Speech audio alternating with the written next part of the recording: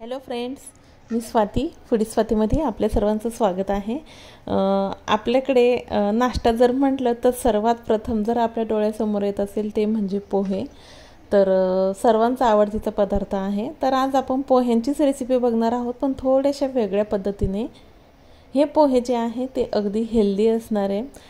लहान मुलांना जरी आपण हे बनवून दिलं ना तर त्यांना कुठलेही प्रकारची पोळी किंवा भाजी खाण्याची आवश्यकता नाही आहे।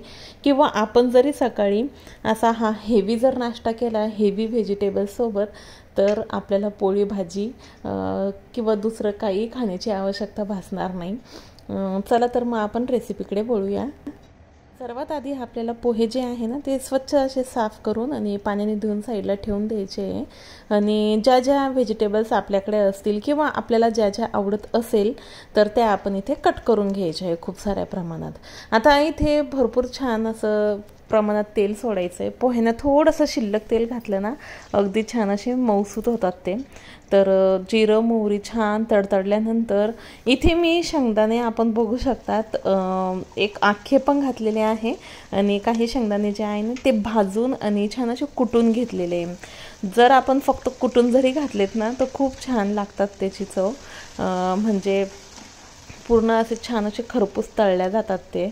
आणि कोणाकोणाला शेंगदाणे जे आहे ते दिसले पण पाहिजे म्हणून मी आखे पण घालून घेतले। आणि छान असे शेंगदाणे तळल्यानंतर मी इथे सर्वात आधी बटाटा घातला, कारण की बटाट्याला तळण्यासाठी वेळ लागतो। जर आपण बटाट्यासोबत गाजर जर वापरत असाल तर आपण बटाटा आणि गाजर सोबत घालू शकतात। ह्या सीझनमध्ये मटर पण खूप अवेलेबल असतात, आपण मटर पण घालू शकतात। पत्तागोबी आवडते आपल्याला कोणाकोणाला, ती घालू शकतात। आणि खूप साऱ्या प्रमाणात मी इथे कांदा घालून घेतलेला आहे। शिमला मिर्च पण जर आवडत असेल ना तर छान अशी बारीक कट करून आपण ती पण घालू शकतात। प्लस मी इथे टोमॅटो घातलेला आहे।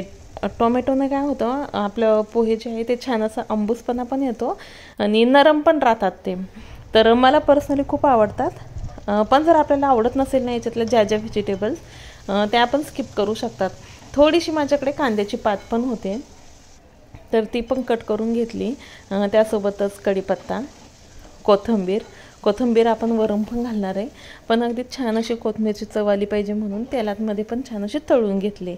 आता हा जो मसाला आहे ना तर याच्यासाठी आपल्याला मीठ घालायचं आहे। फक्त जेवढे हा मसाला लागेल तेवढंच बाकीचं पोह्यांवर घालून घ्यायचं आहे आपल्याला मीठ। आणि छान अशी खूप सारी हळद घालून त्याला तेलामध्ये परतून घ्यायचं आहे। तर मीठ आपण दोन्ही साईडला घातलं, कारण की काय होतं जर आपण फक्त मसाल्यालाच घातलं ना तर पोह्यांना लागत नाही, किंवा फक्त पोह्यांना घातलं ना तर मसाल्याला छान असं लागत नाही। तर दोन्हीकडे समान टेस्ट होण्यासाठी मी थोडं थोडं मीठ दोन्हीकडे घालून घेतलेलं आहे। आणि आता छान असं आपल्याला त्याला मिक्स करून घ्यायचं आहे। कोणी ना टेस्ट जी आहे ती बॅलन्स होण्यासाठी हे करतात, साखर पण घालतात। मी इथे हिरवी मिरची अगदी कमीच घातलेली, कारण की लहान मुलांना बनवतोय ना आपण, तर फिक्केच पाहिजे म्हणून। तर आपण आपल्या आवडीनुसार कमी किंवा जास्त करू शकतात।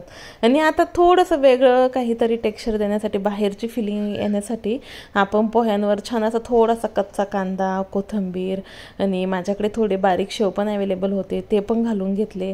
आणि छान असे जर सर्व केले ना आपण तर अगदी जे आपण जसं मार्केटला खातो ना अगदी तशीच फील येते।